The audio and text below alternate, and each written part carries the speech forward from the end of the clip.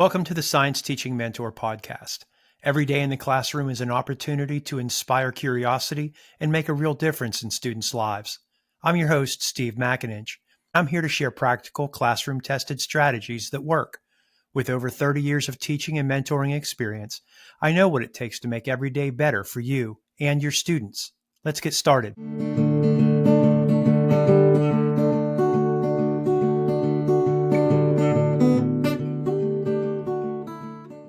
In episode 1 of the podcast, we looked at wait time. I chose wait time to practice first because we often need to slow down to allow the kids to get more engaged in the process of their own learning. With standardized testing and huge amounts of curriculum to cover, it seems like the best thing to do is to plow forward and get through material. I've found that by slowing down and allowing the kids to reflect, process, and make connections among ideas and experiences, more learning occurs. In fact, we help them to learn how to learn. The Navy SEALs have a saying that slow is smooth and smooth is fast. As you're practicing these techniques, remember, your teaching is becoming more effective and efficient. In this episode, we're going to work on asking questions. One of the greatest compliments that I ever received as a teacher was from a Penn State pre-service teacher. That person asked, "How did you develop your Socratic teaching methods?" I didn't even know what that meant. So I asked. The response was something like, "Well, you often don't actually give an answer. You ask follow-up questions." I asked how that was working, and they responded with something else that was like, "It forces the kids to think about their own thinking and whether it makes sense.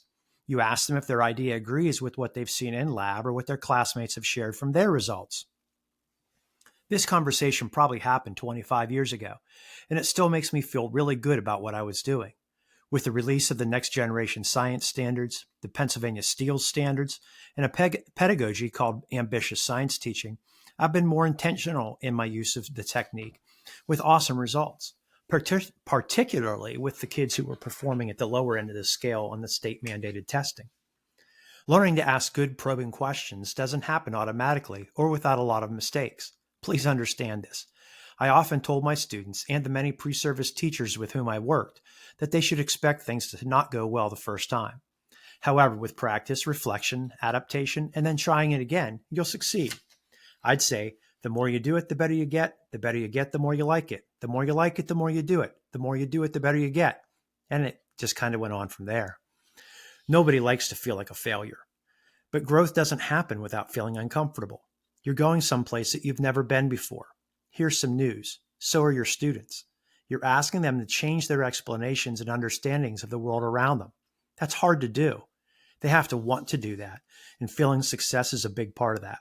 It won't happen right away. It might take days, weeks, or even longer to really get it. Well, what if they ask a question I don't know the answer to? Well, that's awesome. It's a greater opportunity for you to ask a question in response. It also gives you an opportunity to learn about the concept before next class. It gives you insight into how your students are thinking based on their own experiences, either in or out of school. And I've got news for you. A lot of teachers don't really understand the science.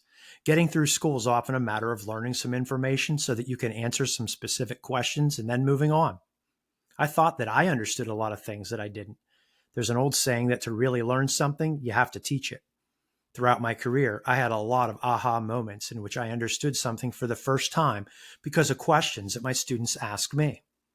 So here are 3 questions that you can use when you're talking about a lab that students do, a video they watch, a simulation they've worked with, or even an event from their real lives outside the school walls. What do you see or observe? First, stress that these are just observations. You're not trying to explain anything. You can't infer anything at this stage. Simply record information using the senses or probes that you're using. Students should do this on their own first, and then talk about them in a pair or in a small group. Writing down observations is critical. You need to be able to return to these observations on a different day or even just at a different time in the same class.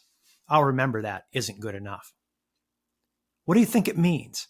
What science experiments have you done before that might be at play here? What experiences have you had outside that might be related to this? What concepts have you heard about or think that you're familiar with that might be being used here? Why do you think it means that? What cause and effect relationships might be there? Do you notice any patterns? How could we test this idea to see if it's accurate? These 3, what do you see, What do you think it means? And why do you think it means that? Are just a framework to guide the class.